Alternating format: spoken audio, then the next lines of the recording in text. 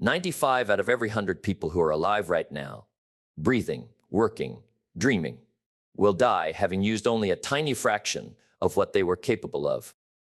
Let that sink in for a second.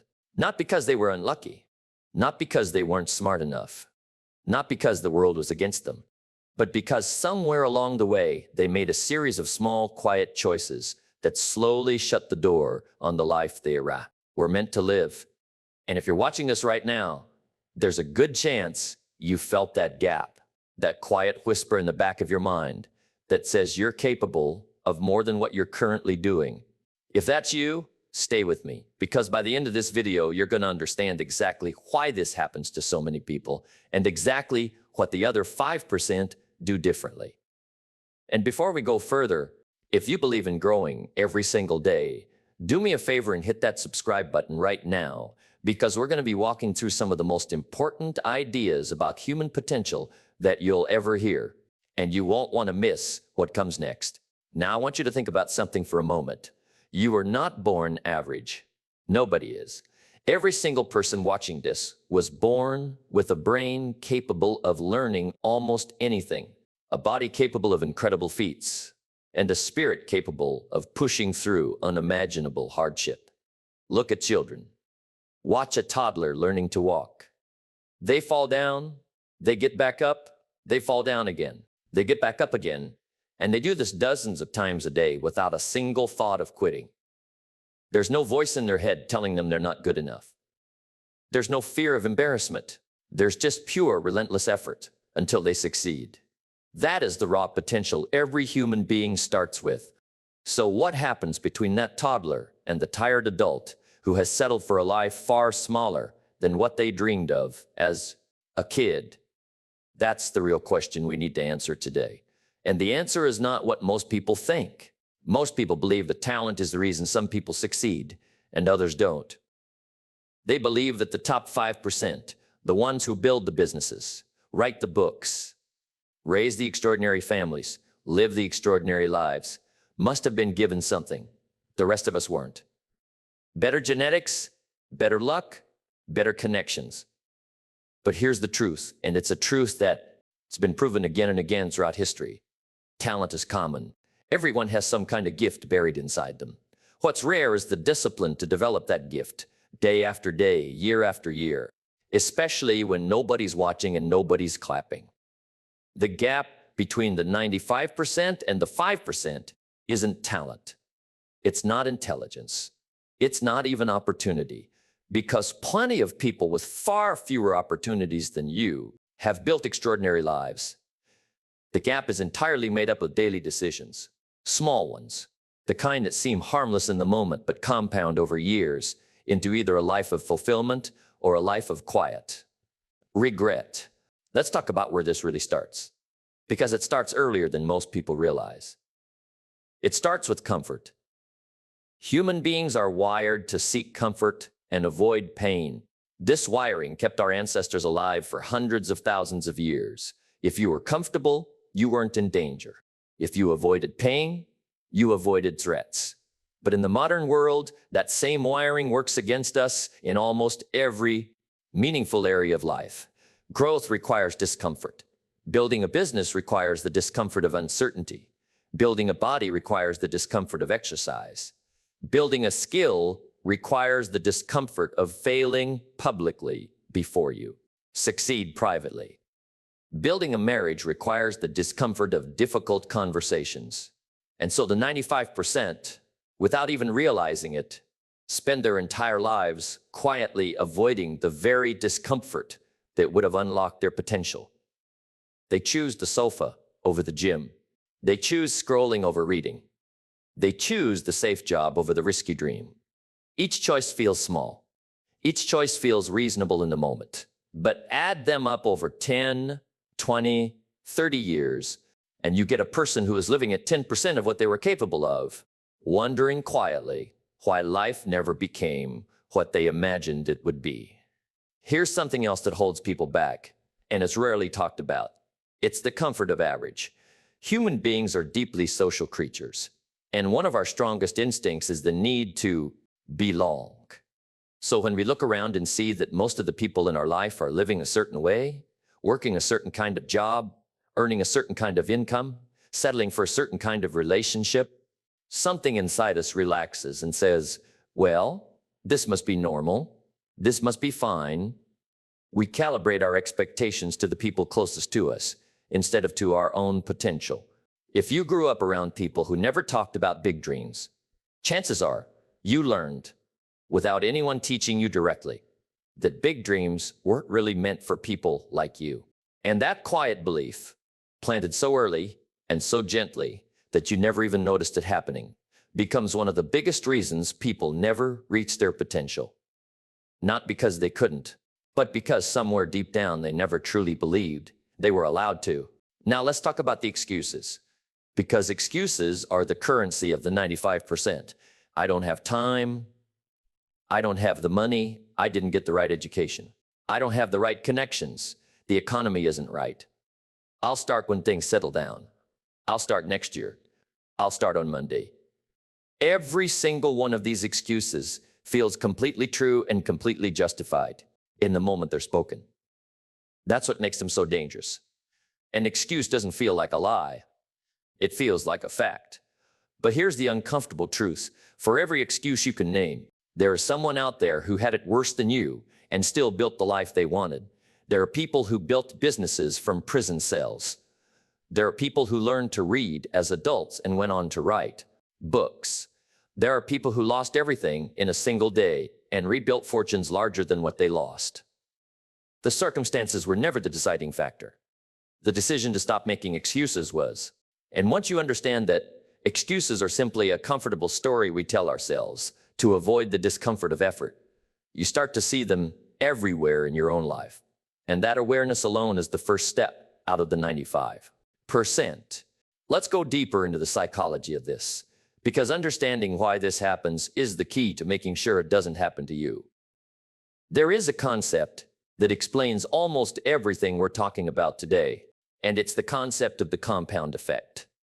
Success is never the result of one massive decision made in a single dramatic moment. It's the result of small, seemingly insignificant choices, repeated consistently over long periods of time. Read for 20 minutes a day, and in a year you'll have read over 20 books that most people will never open. Save just 10% of your income and invest it wisely. And over a few decades, that becomes financial freedom, while others remain trapped, paycheck to paycheck. Show up to the gym 4 times a week for a year, and your body will transform in ways that feel impossible from where you're standing today. None of these actions look impressive on any single day. Nobody's going to be amazed watching you read for 20 minutes or walk on a treadmill for 30. But that's exactly the trap, because the 95% are looking for actions that feel significant in the moment. And when an action doesn't produce an immediate, visible reward, they abandon it. They quit the gym after 2 weeks because they don't see the six-pack yet. They quit the business after 3 months because the money hasn't come in yet. They quit the relationship the moment it requires real effort because it doesn't feel as easy as it did at the start. The 5% understand something. The 95% don't. They understand that the results of today's effort often don't show up for months or even years. And they're willing to keep showing up anyway, in the dark, with no applause, purely on faith in the process. And this brings us to something incredibly important, something that separates people more than almost anything else. And that is the quality of your daily habits. Your life today is nothing more than the sum total of your habits repeated over time. Wake up early or wake up late. Read or scroll. Move your body or sit still. Speak kindly or speak carelessly. Save or spend. Plan your day or drift through it.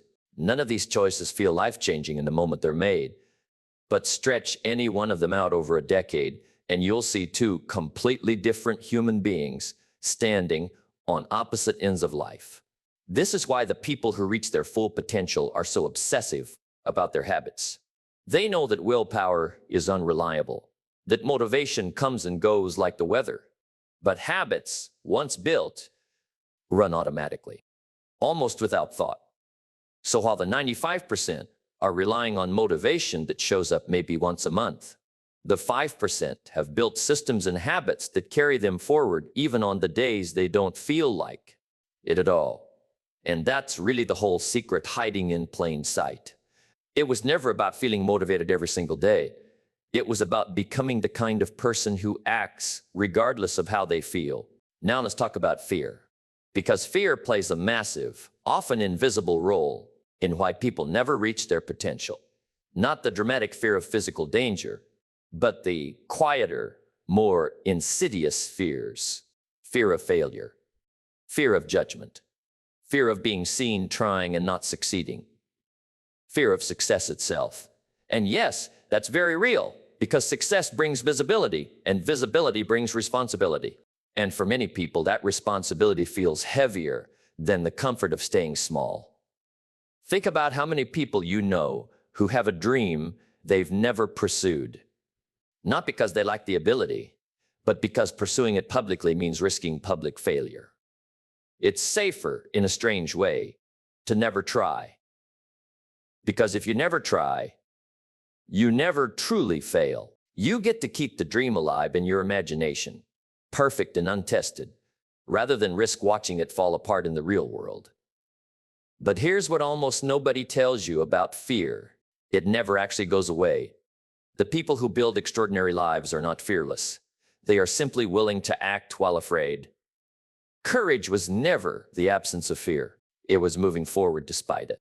And once you understand that everyone, even the most successful people you admire, feels fear before every major leap, you stop waiting for the fear to disappear before you start, and you start acting alongside it. Instead, there's another factor that quietly destroys potential in millions of people, and it's the environment they surround themselves with. You are deeply, undeniably shaped by the 5 people you spend the most time with. Their habits become your habits. Their conversations become your thoughts. Their standards become your standards.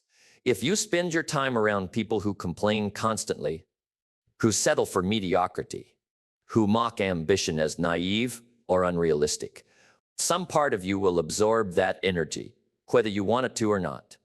And this is one of the hardest truths to face, because it often means recognizing that some relationships, even ones built on years of history, might be quietly holding you back. This doesn't mean you abandon people who love you.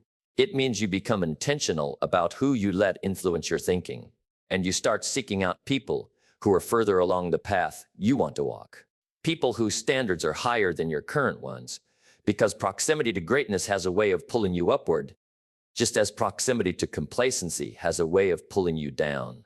Let's talk about something Jim Rohn spoke about often: the idea that success is not something you pursue directly, but something you attract by becoming the right person. Most people spend their entire lives chasing outcomes, chasing the money, chasing the relationship, chasing the recognition. But outcomes are downstream of identity. If you want a different result in your life, you don't start by changing the result. You start by changing who you are on the inside. The habits you keep, the standards you hold yourself to, the way you speak to yourself in the quiet moments when nobody else is listening. The 95% are trying to force outcomes without changing themselves. And that's why so much effort produces so little lasting change. But the 5% understand the deeper truth that you don't get in life what you want. You get in life what you are. So if you want more, you have to become more, not do more, become more. That single shift in understanding changes everything about how a person approaches their goals. Now here's something that might be the most overlooked reason of all, and it's the absence of a clear, compelling purpose. Most people are busy. Busy is not the problem. The problem is that most people are busy without direction. They're moving, but they don't know where they're moving toward. They wake up, go to work, come home, repeat. And somewhere in that cycle, the big questions get buried under the urgency of daily tasks. What do I actually want my life to look like in 10 years? What do I want to be remembered for? What would I regret not doing if I knew my time was limited? These questions feel uncomfortable, almost inconvenient, and so most people avoid asking them altogether. But without answers to those questions, there's no compass. And without a compass, you drift. You end up living a life that was shaped more by circumstance and convenience than by intention. The 5%, on the other hand, have wrestled with these questions sometimes for years, and they've arrived at a purpose strong enough to pull them through the hardest days. That purpose becomes the fuel that keeps them going, long after motivation has faded, long after the excitement of the new goal has worn off, long after everyone else would have quit. Let me paint two pictures for you, because these two pictures explain almost everything we've talked about so far. Picture the first person. Every morning they wake up and hit snooze 3 times. They tell themselves they'll start to diet on Monday. They scroll through their phone for 2 hours before getting out of bed. They complain about their job on the drive to work, but never update their resume. They come home exhausted, watch television until midnight, and fall asleep with a vague sense that something is missing, though they couldn't quite explain what. Weekends blur into weekdays. Years blur into decades. And one day, without any single dramatic event, they look up and realize half their life is gone, and they never really went after the things they once dreamed about. Nobody chose this path on purpose. It simply happened, one comfortable decision at a time. Now picture the second person. They wake up 30 minutes earlier than they need to, not because mornings are magical, but because that quiet hour before the world wakes up is the only time they fully control. They read for 15 minutes. They move their body, even if it's just a short walk. They write down 3 things they're grateful for and 3 things they want to accomplish that day. Throughout the day, they say no to distractions that don't serve their goals, not because they're rigid or joyless, but because they understand that every yes to something small is a no to something bigger. In the evening, instead of numbing out for 4 hours, they spend 30 minutes learning something related to the life they're building. They go to bed slightly tired but deeply satisfied because they know today mattered. None of these actions are extraordinary on their own, but repeated for a year, then 5 years, then 20. This person becomes almost unrecognizable compared to the version of themselves who started. This is the entire secret. It was never about doing something impressive once. It was about doing something ordinary consistently for longer than most people are willing to. Let's talk now about failure, because how a person relates to failure might be the single clearest predictor of whether they'll reach their potential or not. The 95% see failure as proof that they weren't meant for something. They fail at a diet and conclude they simply aren't disciplined people. They fail at a business and conclude they aren't cut out to be entrepreneurs. They fail at a relationship and conclude they're simply unlucky in love. Each failure becomes a permanent label rather than a temporary event.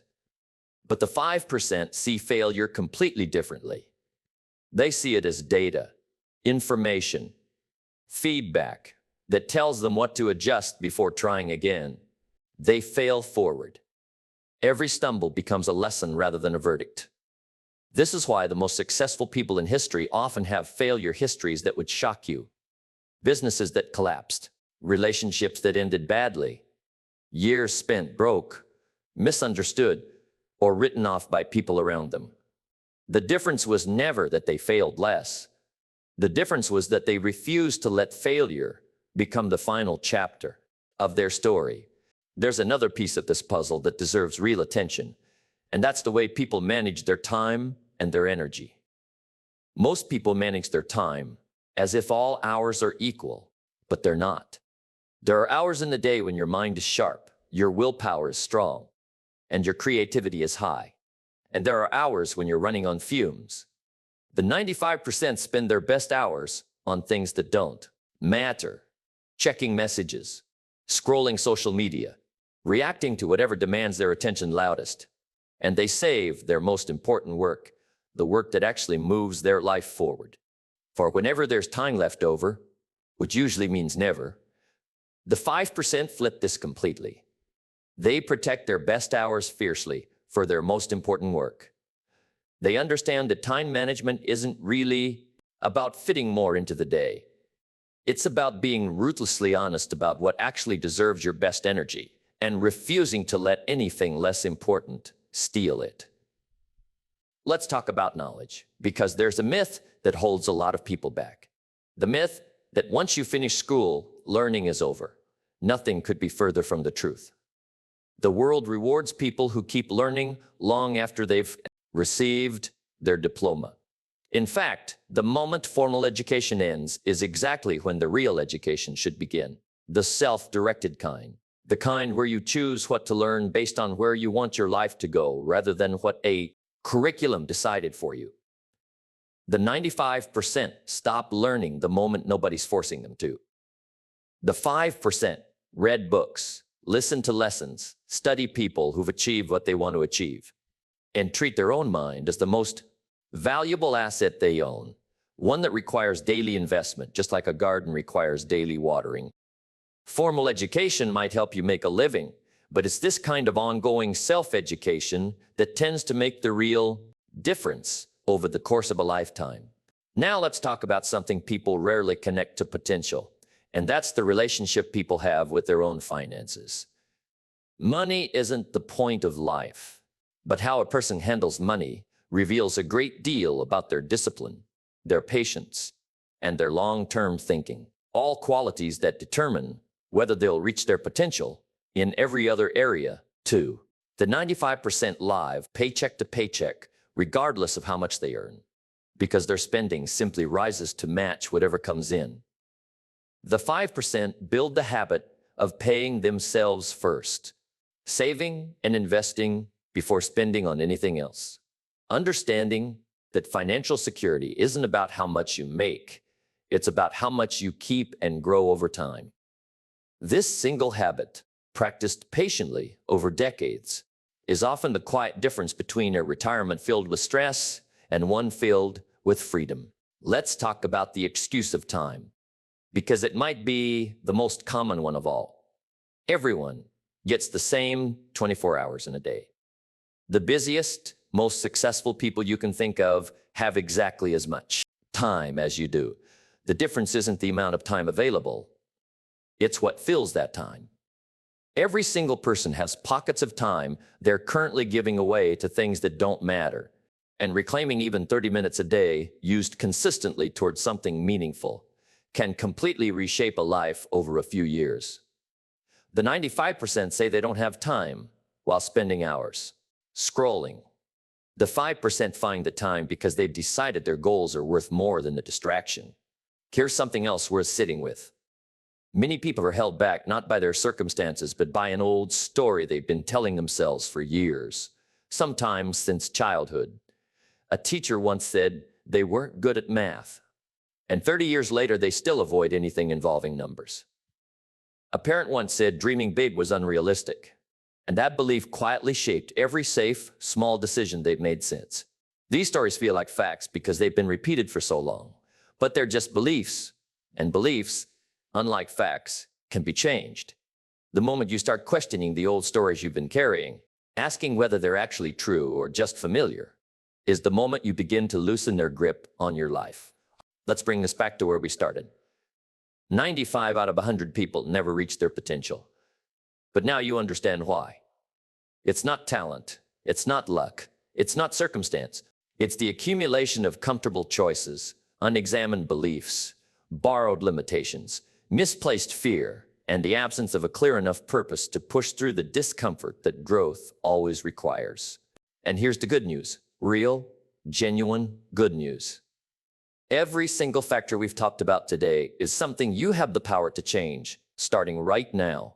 Today, not next Monday, not next year. You can choose discomfort over comfort in small ways, starting this afternoon. You can question the beliefs that were handed to you rather than chosen by you. You can start building one habit, just one, and let it compound quietly while nobody's watching. You can define, even roughly, what you actually want your life to look like, and let that vision become the compass you've been missing.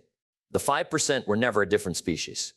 They were ordinary people who made a decision, often a quiet one, rarely a dramatic one, to stop accepting the version of life that comfort and circumstance had handed them. They chose discipline on the days discipline felt impossible. They kept moving when the results weren't visible yet. They protected their focus, guarded their energy, and trusted the process long enough for the compound effect to finally show up. And if they could do it, starting from wherever they started, so can you. So here's the challenge I want to leave you with today. Pick one area of your life, just one, where you know you're living below your true potential. Maybe it's your health. Maybe it's your finances. Maybe it's a dream you buried years ago because someone once made you feel foolish for having it. Whatever it is, choose one small action you can take today, not tomorrow. Today, and take it. Then take another one tomorrow. Then another. The day after that. Don't wait to feel ready, because readiness is a feeling that shows up after you begin, not before. Don't wait for permission, because the only permission you've ever needed was your own. The gap between where you are and where you're capable of being isn't as wide as it feels right now. It's just made up of small decisions repeated daily in a direction you finally choose on purpose instead of by accident. Remember, success was never about being born into the right 5%. It's about becoming someone who's willing to do what the other 95% aren't willing to do, quietly, consistently, for as long as it takes. If this message meant something to you today, if even one part of it made you think differently about the life you're building, do me a favor and hit that subscribe button, because we've got so much more of this journey to walk together. And I don't want you to miss a single step of it. Like this video, share it with someone who needs to hear it today. And until next time, keep growing, keep showing up, and remember, your potential was never the problem. The only question that ever mattered was whether you were willing to go after it.